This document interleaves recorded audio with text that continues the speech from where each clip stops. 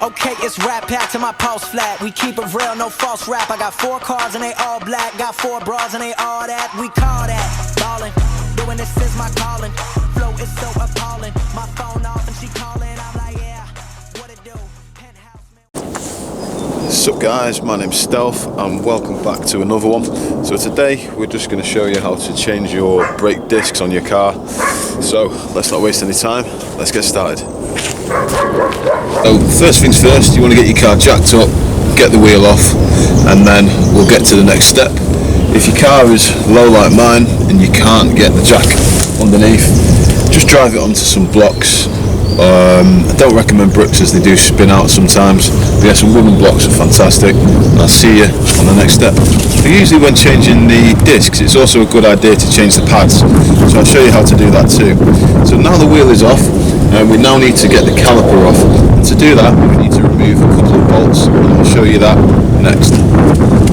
So on this example, the 2 bolts that we need to remove are this bolt at the top of the caliper here. You'll notice it as there is almost a plastic rubber cover there to stop any rust or it seizing, and also the same one down there. Now to make things easier, what I would usually do is turn the steering wheel to the opposite side that you're on, just so that the actual caliper itself is showing a little bit more and makes it a little bit easier to access there. So I would always recommend doing this before jacking the car up, and I will do that now. Okay, so tip with these is clockwise tightens, anti-clockwise loosens. So what we want to be doing is going this way like that. If you've got a ratchet, use one because it's a bit of a nightmare, but I've rounded off the socket on mine. You want to just get something to grasp that so that as you are twisting that it doesn't spin. So I'm going to get that done for you guys now. Okay, so once those screws are out, it should look like so, and it is now the next set that we need to move on to. So them 2 screws allow you to remove the actual caliper itself, which you will need to get a flathead. And what you can do is just use one of them to help you get it off. Be careful it doesn't drop, because this here could snap. It probably won't, but it could snap. So a bit difficult with one hand, but once that's off, you want to rest it out of the way. And the next set of bolts we need to get out, these here, which on this car, which is a Honda Civic Coupe, is 12 for those ones and 17 for those. But what I will do on this one is use a ratchet, because that'll make my life a heck of a lot easier. So I will be back with you once the caliper is completely off. Okay, so it's important to remember which bolts and which screws are from where. Keep them safe. I just stash mine in the toolkit. So yeah, once all the bolts are out, so top bolts, bottom bolts, this should just slide out and make it easy for you to then take your brake pads out. Now what you've got to do is make sure you match the brake pads up, so that when you take those ones out, what I do is I rest that one on the inside of the wheel there, so I know that that shape one goes on the inside, and what I'll then do is rest the outer one on the outside of the wheel, just in case you get distracted and you just forget. So I'll be back with you now once we start to get the disc off, and then we'll go about putting the new pads in. So over time the caliper sliders can just gather a bit of dirt. So what you want to do is get a wire brush and brush out all the crap, like so. So yeah, you want to brush out all the crap that's can be in there, and then you want to get some copper grease in there just to make that a nice transition for your brake pads when you put the pressure on and off. So So get that done and I'll be back with you on the next step.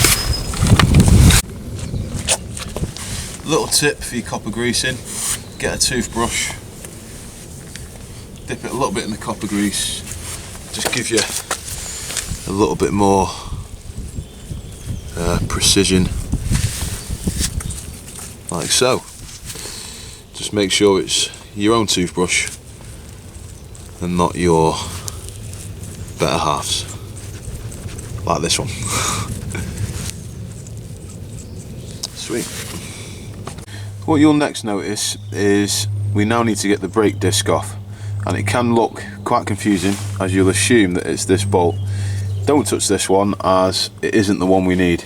You'll have two little screws in some holes here, maybe more in other cars, I'm not sure. The brake disc retaining screws, and in this one it's just a crosshead screwdriver. Unscrew them.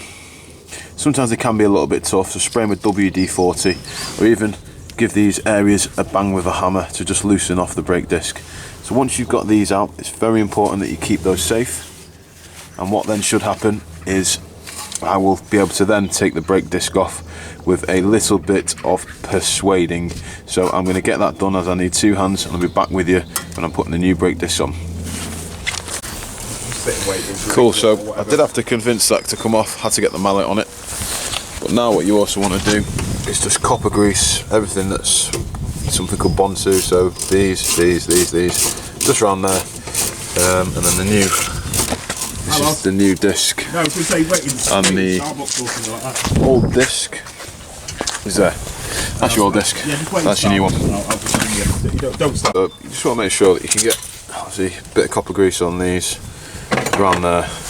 That's your old disc, it's a new one, and then it's pretty simple. Line those up and it should just go straight on. So we'll do that now. And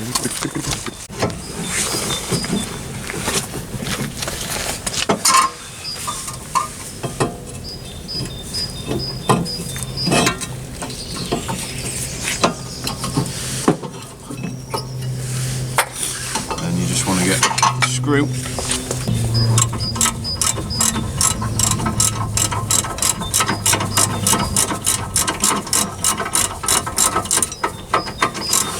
Okay, so sometimes things can just get a little bit stuck, a little bit tricky. So, how do we get around that is the question.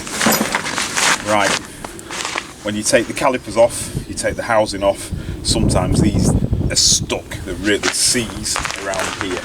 So normally what you do before you build it up is put some copper grease around there, and it will keep it nice and free when you come to take it off. However, what I've done with this one, there's two ways you can do it. Good solid plastic hammer, give them a good smack all the way around until it comes loose. That's what happened with this. But on the other side, what we had to do, you'll notice there's two screw holes here.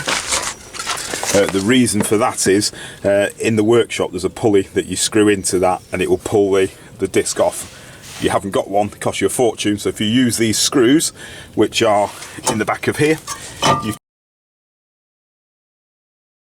can screw them into there. So you screw them in, one in there, one in there, make sure they're the right fit, and then screw them equally. As you screw them equally, it will pull the disc off like that.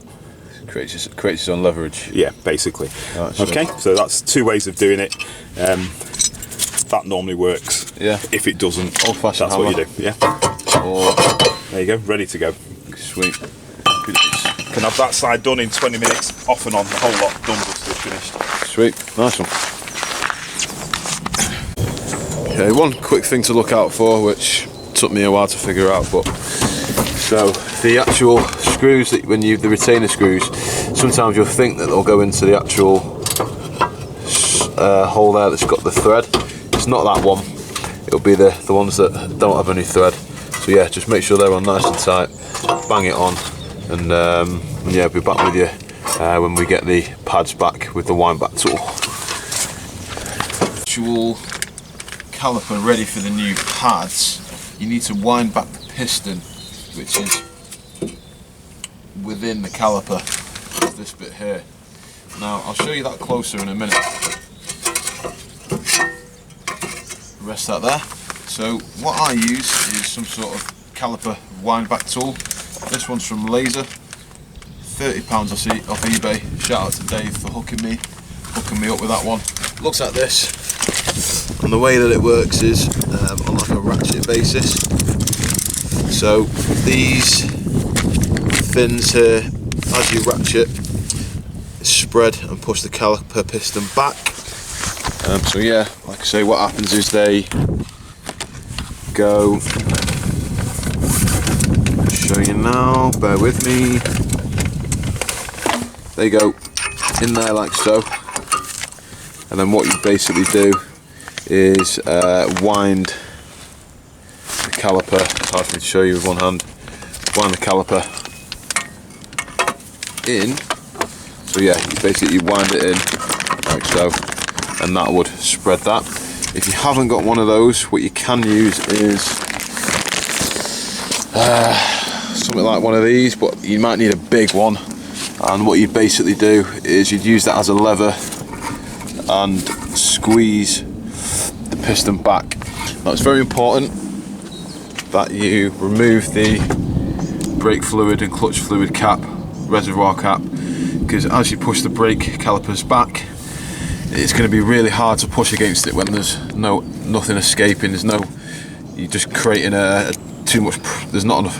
The pressure won't let you push the calipers back in because the brake fluid needs to rise like so.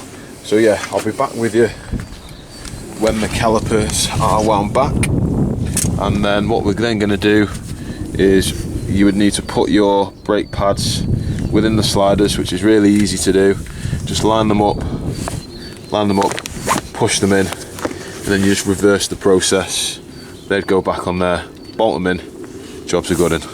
Back with you when we're all back on. In fact, I wouldn't use something that size to do it. You need something more like this, Big Daddy. That should be able to give you enough leverage to wind the piston back if you haven't got one of those brake piston spreaders there. Alright. Okay, so the actual piston spreader tool is quite easy to use, so I thought I'd show you how to do it just with a normal sort of gripper or wrench. So I'll try and get that in position there, so you can see exactly how I'm doing it. So you do have to put a fair bit of force, and you just want to be grabbing on there.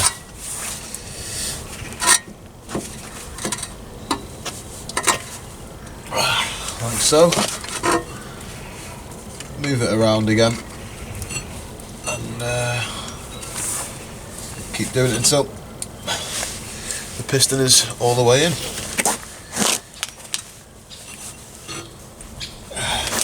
I'll be back with you once that's done.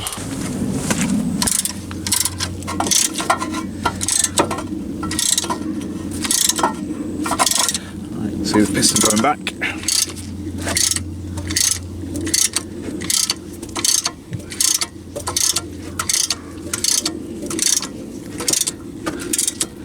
Fantastic. Ooh, it's yeah. right. So it's all back on. We've just reversed the process, tightened up all the bolts that we've taken off. So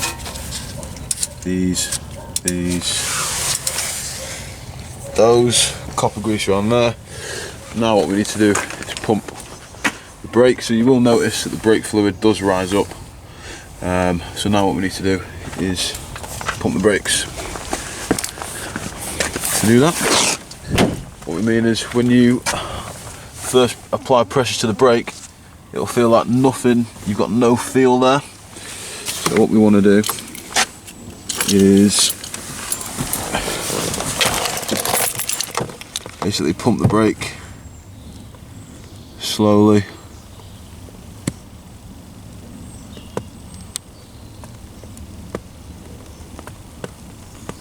Just so that it doesn't go all the way to the floor.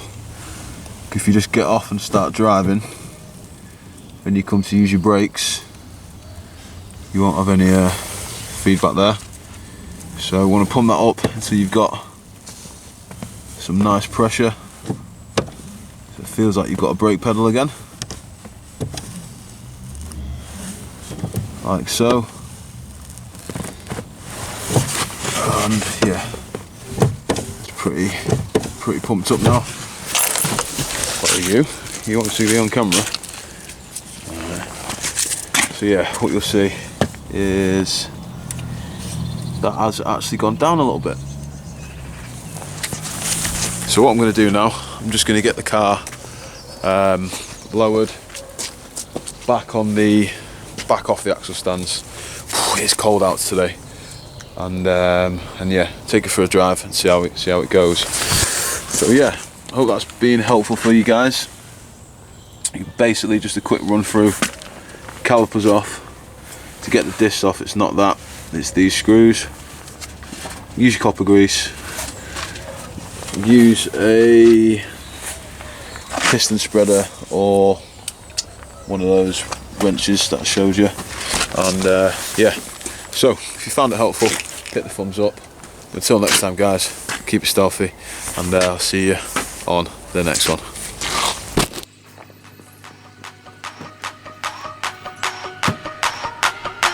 Okay, it's rap packed to my pulse flat. We keep it real, no false rap. I got 4 cars and they all black. Got 4 bras and they all that. We call that ballin'. Doing this is my calling. Flow is so appalling. My phone off and she calling. I'm like